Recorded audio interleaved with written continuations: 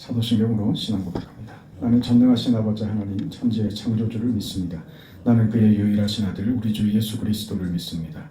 그는 성령으로 잉태되어 동정녀 마리아에게서 나시고 본디오 빌라도에게 고난을 받아 십자가에 못 박혀 죽으시고 장사된 지 사흘 만에 죽은 자 가운데서 다시 살아나셨으며 하늘에 오르시어 전능하신 아버지 하나님 우편에 앉아 계시다가 거기로부터 살아있는 자와 죽은 자를 심판하러 오십니다.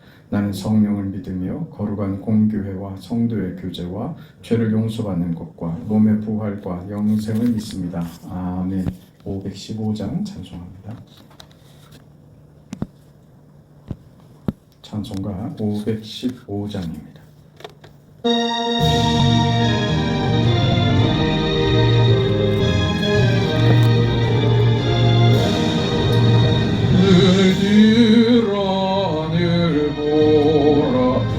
어지러운 세상 중에 곳곳마다 상하명의 탄식 소리 들려온다.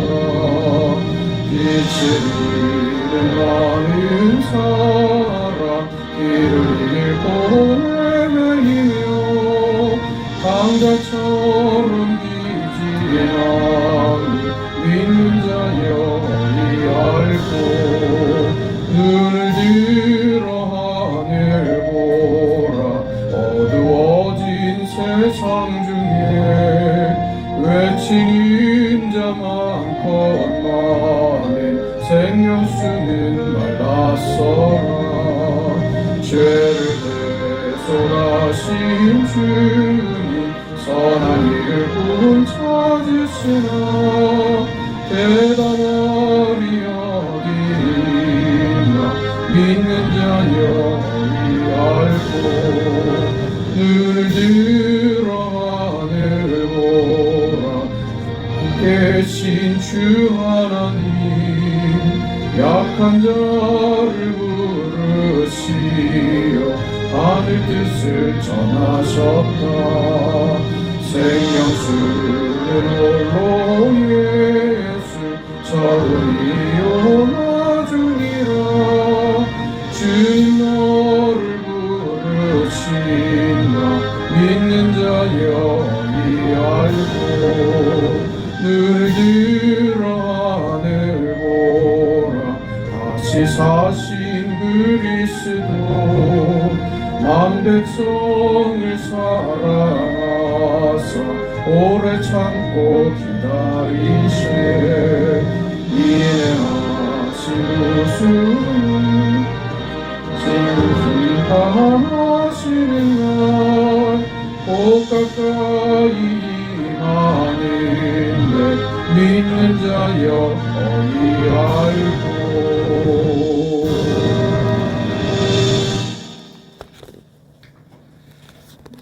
하나님의 말씀 사도행전 23장 12절에서 15절까지 말씀 읽겠습니다.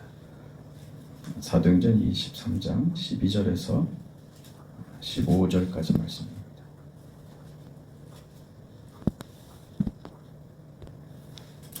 하나님의 말씀을 우리 함께 읽습니다.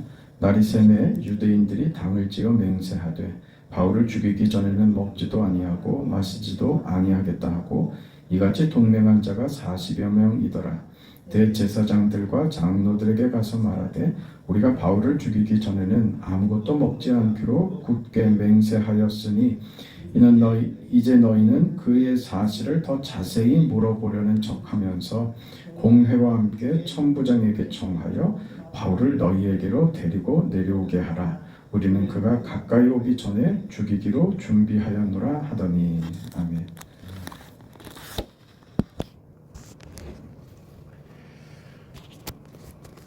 그 유대인들이 그 바울을 죽여야만 하겠다고 하는 저들의 의지가 지금 바울을 죽이기로 작정하여서 모집된 그 결사대, 바울 죽이기 결사대까지 지금 그 발생하기에 이르릅니다. 그 저들이 가지고 있는 저들의 정체성을 지키기 위해서 저들이 스스로 만들고 스스로 그 구축해 놓은 그 정체성입니다. 하나님께서 그 저들에게 허락하신 것이 무엇인지 이해하지 못하고 저들의 이해로 그 하나님이 주신 것을 껍데기만 남기고 그 내용은 잃어버린 그 유대주의가 되고 말았죠. 여기에 대해서 바울이 저들이 그 가지고 있는 이 형식들, 이 외연들, 저들 유대인이라고 하는 것이 자랑이 돼서 그것으로 이미 다 이루어진 것처럼 내용은 그 잃어버린 그 유대인들을 향하여 복음을 전할 때 저들은 바울의 복음을 들어줄 수가 없었던 것입니다. 바울의 복음을 듣고 수용하고 믿고 따르든가 아니면 바울을 죽이는 것 외에는 방법이 없는 자들이었습니다. 저들이 예수를 그렇게 죽였던 것처럼 바울도 죽이기로 작정을 하죠. 그 말하자면 저들은 자신의 것을 지키기 위해서는 상대를 죽여야만 했던 겁니다. 상대를 죽이는 방법으로 자신을 지키려고 했던 그 유대주의입니다. 여기에 그 반해서 지금 그 유대인들 앞에 서 있는 바울은 저들과는 상반되게 저들의 폭력 앞에 바울이 어떤 저항도 하지 않습니다. 거기에 대해서 자기 자신을 변명하려고 들지 않고 복음만 이야기할 뿐입니다. 자신에게 일어난 일을 그저 설명하고 소개할 뿐이지 이 상황을 어떻게 모면해 보려고 하는 시도가 없습니다. 오늘 우리가 유대인들의 그 바울을 죽이기로 결사대를 만들고 바울을 죽이기 위해서 구체적인 그 행동에 나서는 바울을 죽이기 위해서 모략을 꾸미는 이 유대인들, 이 세상 앞에서 그 바울이 복음을 가지고 있는 그 바울이 말하자면 세상 앞에서 그 복음이 어떤 자세를 취하고 있는가 하는 내용을 살펴보려고 하는 겁니다. 저들은 바울을 죽임으로써 자신들의 정체성을 지켜야 했고 복음으로 서 있는 바울은 그 복음을 저들이 믿음으로써 그 바울이 가지고 있는 그 복음의 내용을 증명하는 자리에 서 있는 겁니다. 그러니까 바울은 저들과 같은 방식으로는 복음이 증명되지 않는다는 거예요. 세상에서 자신을 지키는 방식은 폭력입니다.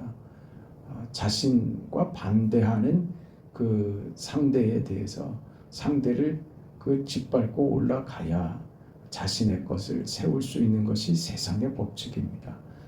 둘이 충돌해서 무엇을 이룰 수가 없습니다. 우리 스스로도 상대에게 설득되지 않습니다. 내가 모자라고 잘못된 부분을 아무리 이야기를 해도 우리는 상대의 말에 내가 설득당하지 않습니다.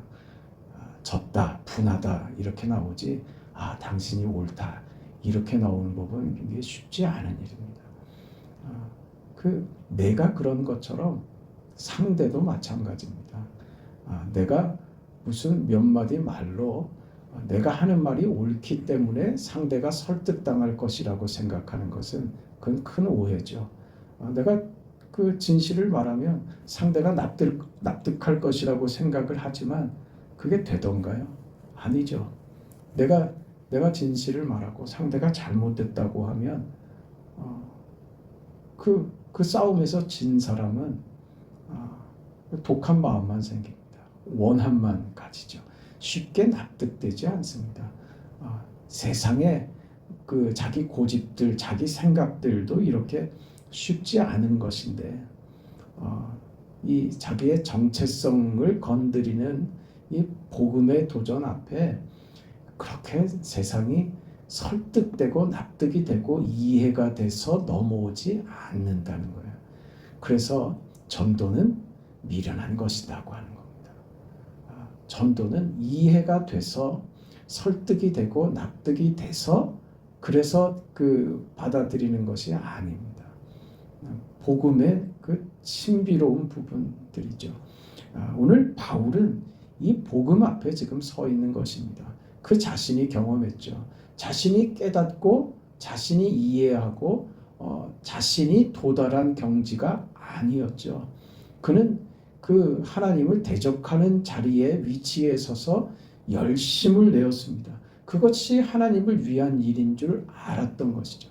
그 착각과 그 오해와 자기 고집과 자기 명분에 쌓여서 하나님을 대적하면서도 그것이 옳은 줄 알았다는 것입니다. 이렇게 우리의 생각은 무서운 겁니다. 이게 쉽게 없어지지 않습니다. 오늘 유대인들 앞에 바울이 복음으로 서 있고 자신에게 일어난 일을 그저 이야기할 수밖에 없는 것이죠. 저들이 자신이 그랬던 것처럼 저들이 무슨 설득당하고 납득을 해서 바울을 이해하고 바울의 편이 되어주고 하지 않는다는 것이죠. 저들이 믿어야만 바울이 하는 말을 납득하고 이해하지, 믿음이 이해를 시키는 것이지 이해가 믿음으로 끌고 가는 것이 아니라는 것이죠. 그걸 바울이 알기 때문에 저들에게 바울은 늘 그 하는 말이 나에게 이런 일이 이루어졌다. 그게 바울이 할 수 있는 말의 전부였죠. 바울이 하는 말은 뭡니까? 하나님이 그렇게 하셨다는 것이죠. 그 내게 그리스도께서 그 주님이 내 안에서 이룬 일이다. 하나님이 그렇게 하시는데 내가 어떻게 거부하고 내가 어떻게 거절하고 내가 어떻게 하나님 앞에서 하나님의 그 뜻과 하나님이 하시라고 하는 일 앞에 내가 어떻게 그 반대할 수 있느냐 하는 것이 바울의 그 일관된 입장이었던 것입니다. 바울이 지금 그 복음으로 복음을 대적하여 서 있는 유대인들 앞에서 정말 무방비하게 그 자신을 보호하려고 들지 않는 저들은 폭력으로 저들은 바울을 죽이려고 나오는데 바울은 그 앞에서 어떤 살아보려고 그 애쓰는 태도를 취하지 않더라. 여기서 그 복음이 무엇인가 하는 그 복음의 그 핵심 진리를 그 배우는 것입니다. 이게 로마서 8장 2절에 가면 이런 얘기로 합니다. 이는 그리스도 예수 안에 있는 생명의 성령의 법이 죄와 사망의 법에서 너를 해방하였습니다. 죄와 사망의 법, 세상의 법칙, 인간의 이해의 법칙이죠. 이것의 끝은 사망입니다. 사망에서 헤어나올 수 없는 것입니다. 죄와 사망의 법이 되죠. 이걸로는 인생이 구원을 받을 방도가 없습니다. 여기에 복음이 무엇이냐? 복음은 예수 안에 있는 생명의 성령의 법인 것이죠. 지금 바울은 그리스도 안에서 생명의 성령의 법 그 가운데 서서 저들을 대면하고 서 있는 것이고 저들은 죄와 사망의 법으로 바울을 대하고 있는 것이죠.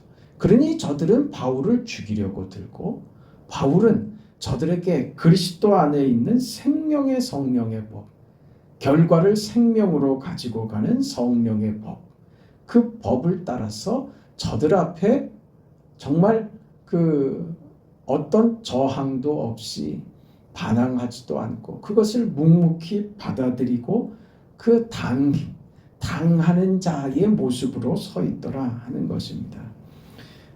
죄와 사망의 법은 세상의 법입니다. 그러나 우리의 구원을 위하여 하나님께서 그리스도 안에서 생명과 성령의 법으로 들어오셔서 죄와 사망의 법을 생명과 성령의 법으로 꺾으신 것이죠. 그래서 결국 죽는 운명을 사는 운명으로 바꾸신 것입니다.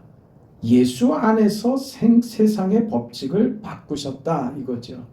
예수 안에서 세상의 법칙, 사망의 법칙, 죄의 법칙을 예수가 바꾸셨다. 그게 십자가의 죽음입니다. 그리고 살아나신 부활입니다. 복음은 무엇이냐? 이겁니다. 세상의 이해와 저들의 그 관심과 목적과 방법들은 죄와 사망으로 치닫는다. 이 속에 하나님이 구원의 법칙을 들고 오셨다. 그것이 예수 안에서 이루어진 생명과 성령의 법이다. 하나님이 이 법칙을 들고 와서 사망을 깨뜨리고 그 안에 우리를 구원하신다. 이게 복음이라는 것이죠. 지금 바울은 이 자리에 서 있는 겁니다. 생명과 성령의 법으로 서 있는 것입니다. 이것이 어떤 이해나 우리가 판단하고 결정하는 대로 그 내용이나 결과가 바뀌는 것이 아니라는 것에 문제가 있습니다. 우리가 그 어떤 이해를 가지고 있던 간에 이 하나님이 세우신 이 법, 생명의 법, 구원의 법은 바뀌지 않습니다. 하나님이 계시고 하나님께서 그 우리 삶의 주인이 되시며 그 하나님께서 우리 안에 이루신 이 구원의 복음은 사실로 역사로 이루어진 것뿐이다. 나는 이것을 증거하고 전달할 뿐이다. 이게 바울의 사명이었던 것이죠. 너희들이 믿느냐 안 믿느냐 하는 것은 두 번째 문제다. 이런 일이 일어났다. 하나님이 우리를 이렇게 구원하시고 있는 것이다. 예수의 십자가 죽음과 부활은 이 사건이다. 나는 이 복음을 받았고 나는 이 복음을 온 천하에 선포하라고 부르심을 받았다. 너희들이 나에게 대하여 어떤 태도를 취하고 나를 어떻게 하더라도 그건 나의 1차적 관심이 아니다. 내가 받은 사명은 나에게 맡겨진 일을 하는 것뿐이다. 지금 그러고 있는 것입니다. 그렇게 그 바울은 그 무서운 증오와 위협과 세상 권력 앞에서 그저 복음으로 서 있는 것이죠. 미련해 보이고 바보 같아 보이고 이렇게 지는 것 같고 한 자리에 지금 바울이 서 있는 겁니다. 오늘 우리가 서 있는 신앙의 자리, 믿음의 자리가 바로 우리가 가지는 우리 삶의 최고의 법칙대로 사는 이 자리입니다. 그리스도 예수 안에서 허락된 생명과 성령의 법으로 그 자리에 서 있는 겁니다. 우리 삶의 법칙, 원리, 우리가 살아갈 이유, 방법, 방식, 그것은 그리스도 안에서 허락된 생명과 구원의 법칙입니다. 이 안에서 우리는 삽니다. 그래서 세상이 보기에는 참 미련해 보이고 저들이 그 가지고 있는 폭력과 그 권력과 증오와 저 위협 앞에서 정말 바람 앞에 등불처럼 촛불처럼 정말 그 아무것도 아닌 것처럼 그 위협 앞에 서 있는 자, 그게 바울이고 그게 바로 오늘 우리여야 하는 것입니다. 이것이 바로 예수님께서 보이신 삶의 방식이었기 때문입니다. 예수께서 걸으신 그 길을 따라가는 것, 그 방식 외에는 나는 아무것도 알지 않기를 작정했다. 나는 살든지 죽든지 내 몸에서 그리스도가 존귀히 되기를, 그리스도께서 영광 받으시기를 그 인생을 나는 산다. 나의 삶을 그리스도를 위해서 바친다. 그렇게 바울은 끊임없이 고백하고 있는 것입니다. 로마서 10장에 가면 바울의 이 삶에 대해서, 자신이 받은 삶에 대해서 오늘 보이고 있는 이 태도가 왜 나왔는지 하는 그 내용이 나옵니다. 9절부터 보면 내가 만일 내 입으로 예수를 주라 시인하며 또 하나님께서 그를 죽은 자 가운데서 살리신 것을 내 마음에 믿으면 구원을 받으리라. 사람이 마음으로 믿어 의에 이르고 입으로 시인하여 구원에 이르느니라. 성경에 이르되 누구든지 그를 믿는 자는 부끄러움을 당하지 아니하리라 하니 유대인이나 헬라인이나 차별이 없음이라. 한 분이신 주께서 모든 사람의 주가 되사 그를 부르는 모든 사람에게 부요하시도다. 누구든지 주의 이름을 부르는 자는 구원을 받으리라. 그런즉 그들이 믿지 아니하는 일을 어찌 부르리요? 듣지도 못한 일을 어찌 믿으리요? 전파하는 자가 없이 어찌 들으리요? 보내심을 받지 아니하였으면 어찌 전파하리요. 기록된 바 아름답도다 좋은 소식을 전하는 자들의 발이여. 이런 얘기를 합니다. 13절 내용에 누구든지 주의 이름을 부르는 자는 구원을 받는다. 이렇게 얘기합니다. 그 믿는 조건이 아니라 부르는 자는 구원을 받으리라. 이렇게 얘기하는 거예요. 그러니까 우리에게 요구되는 것은 무엇이냐면 주님을 부르는 거예요. 여기 부른다라는 것은요, 말하자면 우리가 스스로 납득이 안 되고 이해가 안 되고 답답하고 현실을 부정하고 싶을 때, 그때 그 우리 안에 있는 어떤 비명이고 절규입니다. 주의 이름을 부르는 거죠. 하나님, 어찌하여 이런 일이 나에게 있을 수 있습니까? 우리가 하나님을 벗어나지 못하고 세상 속에서 이런 경우 저런 경우들을 만나면서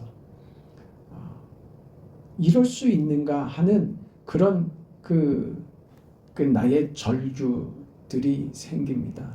이때 하나님을 버리고 하나님을 포기하고 그 세상의 법칙을 따라 세상으로 가지 않고, 아니 어떤 상황이라도 비명은 지르지만 하나님은 떠날 수 없는 그 자리 말입니다. 이게 우리에게 은혜인 거예요. 납득이 되지 않고 이해가 되지 않고 비명이 터져 나오는데 그것으로 하나님을 부인하고 하나님을 떠나는 인생은 결코 되지 못하는 거예요. 답답하고. 그리고 지르는 비명이에요. 주의 이름을 부르는 거죠. 하나님 도대체 어쩌란 말입니까? 이 비명이 터져 나오는 거예요. 이게 하나님께서 구원하신 하나님의 자녀의 비명이에요. 그게 주의 이름을 부른다고 하는 것은 어떤 고상한 설명보다는 사실 비명에 가까운 겁니다. 우리는 어떤 경우고 어떤 상황이 있더라도 자신의 정체성이 세상에 있지 않고 나는 하나님의 자녀라고 하는 이 구원받은 이 자리 앞에서 우리는 우리 인생을 하나님 앞에서 포기할 수 없는 것이죠. 그래서 이 자리에서 우리가 비명을 지르죠. 하나님 어찌하라는 말입니까? 이 자리로 가죠. 이게 바로 우리가 받은 구원입니다. 하나님께서 나를 살려주세요. 내게 긍휼을 베풀어 주세요. 이 자리가 사실은 우리가 기도하는 기도의 자리이고 우리 비명의 전부입니다. 나 좀 살려주세요. 하나님, 나 좀 살려주세요. 그 원하는 바대로 살지 못합니다. 나는 왜 이렇게 못났을까요? 나는 왜 이렇게 안 될까요? 하면서 비명을 지르는 겁니다. 그 인생이요. 그 인생. 이 자리에 도달하기 위하여 하나님께서 우리 인생들을 구원하신 겁니다. 조건이 없다 그 말입니다. 우리가 이해하고 깨달아서 복음을 받아들인 것 아니다 그 말입니다. 그저 우리가 할 수 있는 건 비명밖에 없는 것입니다. 하나님께서 비명을 지르는 당신의 자녀들을 그 삶 속에 개입하시고 찾아오셔서 그 삶이 허망한 인생이 되지 않도록 그 말씀대로 말입니다. 모든 것이 합력하여 선을 이루는 이 자리로 가도록 하나님께서 우리 인생에 개입하시는 겁니다. 그래서 결국 우리는 하나님 살려주세요. 나 좀 살려주세요 하는 그 비명에서 하나님이 이 일을 이루시려고 내게 이 과정도 허락하셨구나. 나의 실패와 절망이 나를 죽는 자리로 끌고 간 것이 아니라 그것이 내 인생에 이렇게 복된 결과를 선물하는구나 하는 것을 깨닫고 감사하는 결과를 봤죠. 그게 믿음입니다. 이런 자리에 도달하기 위해서 14절에 그런즉 그들이 믿지 아니하는 일을 어찌 부르리요? 듣지도 못한 일을 어찌 믿으리요? 전파하는 자가 없이 어찌 들으리요? 부르심을 받지 아니하였으면 어찌 전파하리요? 우리 안에서 시작된 일 아니다 그 말입니다. 우리가 모르는 데서 나하고 무슨 하나님이 합의해서 일어난 일이 아니라 그 말입니다. 하나님이 우리에게 설명하고 납득시키셔서 우리가 그것을 받아들임으로 되어진 일이 아니라는 것이죠. 무슨 말이냐? 하나님이 우리에게 어떤 조건도 요구하지 않으셨다는 거죠. 우리가 아직 죄인 되었을 때 하나님이 그리스도 예수를 보내어 주셔서 우리를 위한 하나님의 구원을 이루신 것입니다. 일어났는데 우리가 모르고 있는 것이죠. 그래서 먼저 믿은 자가 보냄을 받는 것이죠. 그게 지금 바울의 자리입니다. 일어난 일이다. 나도 몰랐다. 그 일을 하나님께서 내게 이루어 주셔서 먼저 믿는 자가 됐다. 그래서 나는 지금 어느 자리, 너희에게 보냄받은 이 자리에 나는 서 있을 뿐이다. 너희들의 반응과 너희들이 나에게 어떤 그 대접을 하고 나를 어떻게 나에게 행할지 그것은 나에게 1차적 관심 아니다. 나는 해야 할 일을 할 뿐이다. 먼저 믿은 자로서 내가 너희들에게 전하지 않으면 너희들이 이 사실을 어떻게 알겠느냐. 그래서 나는 전할 뿐이다. 그게 좀 바울이 서 있는 자리입니다. 오늘 우리들의 서 있는 자리는 이 자리입니다. 세상 앞에 우리를 대적하는 세상 앞에 우리도 같은 방식으로 폭력으로 나오는 것이 아니라 그 세상의 폭력 앞에 우리는 그저 복음으로 서 있는 것이죠. 그리고 우리는 전할 뿐입니다. 예수께서 살으신 그 방식과 그 내용을 전할 뿐입니다. 그리고 우리 안에 이루어진 그 구원에 대해서 이야기할 뿐입니다. 하나님이 이렇게 하셨다.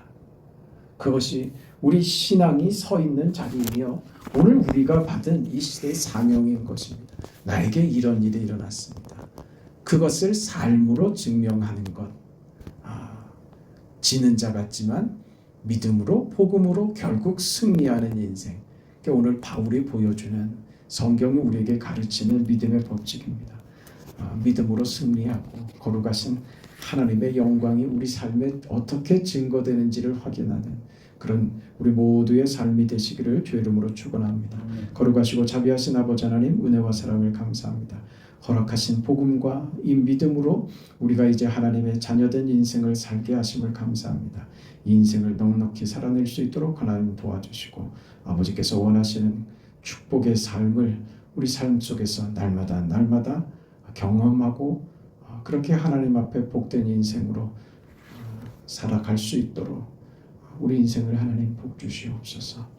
우리 이해가 아니고 내 깨달음이 아니라 내 방식이 아니라 하나님이 그리스도 예수 안에서 이루신 생명과 성령의 법칙을 따라 살아가는 오늘 우리가 되게 하시옵소서. 세상의 폭력 앞에서 복음으로 서 있는 바울과 같은 그런 인생들이 다 되도록 하나님 도와주시옵소서.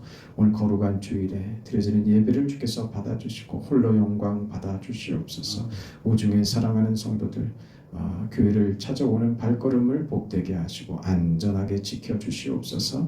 특별히 병상에서 하나님의 위로와 도움과 치료를 구하는 사랑하는 딸들에게 이 시간도 찾아가 주셔서 하나님이여 주의 피 묻은 손으로 안수하시며 고치시고 일으켜 세워 주시옵소서. 이 아침에 우리의 기도를 응답하옵소서. 예수님의 이름으로 기도합니다. 아멘. 하늘에 계신 우리 아버지여 이름이 거룩히 여김을 받으시오며 나라가 임하시오며 뜻이 하늘에서 이루어진 것 같이 땅에서도 이루어지이다. 오늘 우리에게 일용할 양식을 주시옵고 우리가 우리에게 죄 지은 자를 사하여 준 것 같이 우리 죄를 사하여 주시옵고 우리를 시험에 들게 하지 마시옵고 다만 악에서 구하시옵소서. 나라와 권세와 영광이 아버지께 영원히 있사옵나이다. 아멘.